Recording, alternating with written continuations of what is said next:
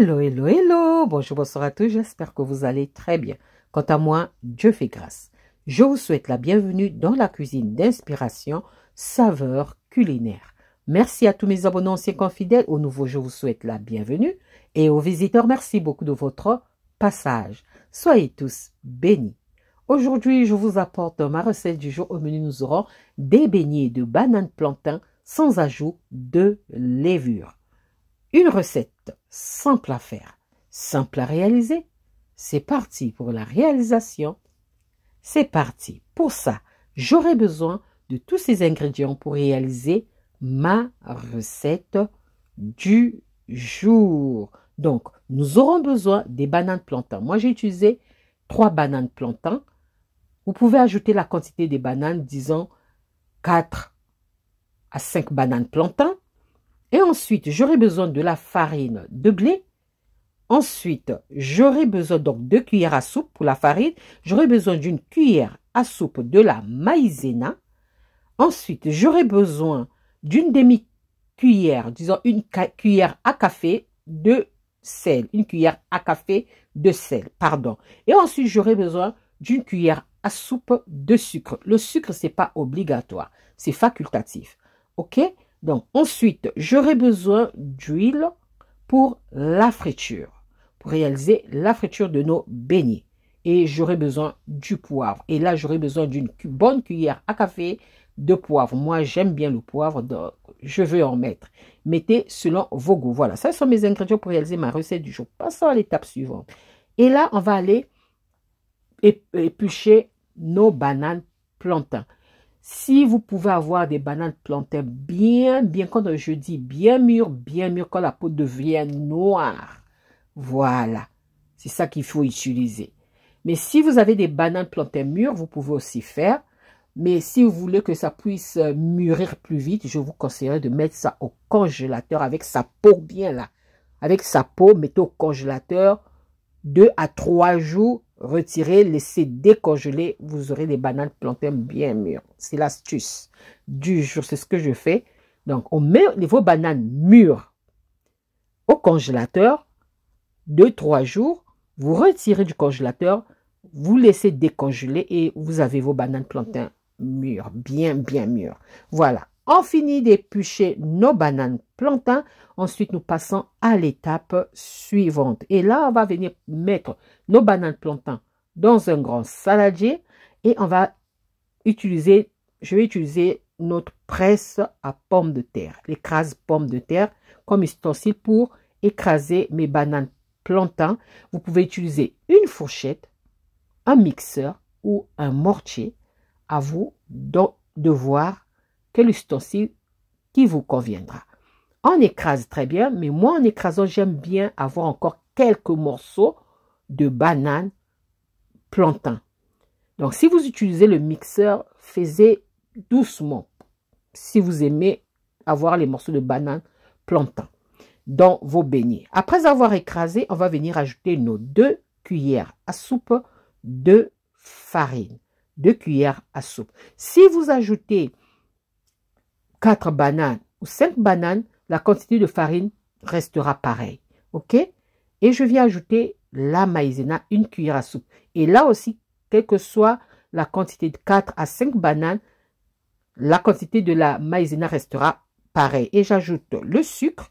Ensuite, je viens ajouter 1 cuillère à café de sel et je mélange. Je viens ajouter, pardon, le poivre, 1 bonne cuillère à café de poivre. Et ensuite, on va bien mélanger. Donc, maintenant, si vous faites une grande quantité, prenons par exemple 10 bananes. 10 bananes, vous faites 2 cuillères à soupe et demi ou 3 cuillères à soupe de farine. Donc, de 2 cuillères et demi à 3 cuillères à soupe de farine et 1 cuillère et demi de maïzena. OK? Voilà, la maïzena ici va permettre d'avoir un peu de croustillant et ça va absorber aussi le liquide parce que la banane plantain contient beaucoup de liquide quand c'est bien sucré. Voilà, je couvre et je laisse reposer 30 minutes. C'est pas obligatoire de laisser reposer, mais ça sera bien parce que le temps de repos va permettre que les saveurs se mélangent. Ça sera mieux. Voilà. Après le temps de repos, je vais aller chauffer mon huile. Quand mon huile sera chaude à souhait, en ce moment-là, je viendrai baigner ma pâte à baigner dans de l'huile. Donc, je vais plonger ma pâte à baigner dans de l'huile pour faire la friture. Je vais utiliser ici une cuillère. J'avais la flemme de faire avec les doigts. Donc, je vais utiliser une cuillère, mais sinon, l'idéal, moi, je préfère avec les doigts. Jeter ma pâte à baigner dans de l'huile avec les doigts. J'aime bien ça. Mais ici, je vais utiliser une cuillère pour faire frire, pour jeter ma pâte dans de l'huile. Donc, on va laisser frire au moins nos beignets, nos pâtes à beignets, au moins 6 à 7 minutes sur feu moyen. Pas sur feu vif, sur feu moyen. Si vous mettez sur feu vif, il faudrait rester là à mélanger pour que ça ne brûle pas de l'extérieur et que l'intérieur reste cru. Donc, l'idéal, ça sera le feu moyen. On mélange très bien pendant au moins 6 à 7 minutes. Et quand c'est doré, à souhait, on retire du feu. Voilà, là, c'est doré à souhait. Je vais retirer mes beignets de banane plantain du feu et on va aller déguster ça. Vous voyez, c'est vraiment simple. Simple à réaliser. Pas besoin d'ajouter de l'eau. N'ajoutez pas de l'eau. Si vous ajoutez de l'eau, ça va devenir très liquide parce que la banane plantain va rejeter son eau. Surtout quand c'est sucré, quand c'est à cette étape-là bien mûr, pas besoin d'ajouter de l'eau ou un liquide. Pas besoin. Cette recette, pas besoin de mettre les œufs. Donc voilà. C'est une recette sans levure, sans eau, sans de l'eau, sans les œufs. OK? Voilà, là c'est prêt. Vous pouvez déguster ça avec du poisson frit braisé, du poulet frit braisé, de la viande frit braisée, rôti, à vous de voir, ou même comme ça tout simplement avec un bon piment comme moi je suis en train de faire. Vous voyez l'intérieur. Vraiment, ça donne envie.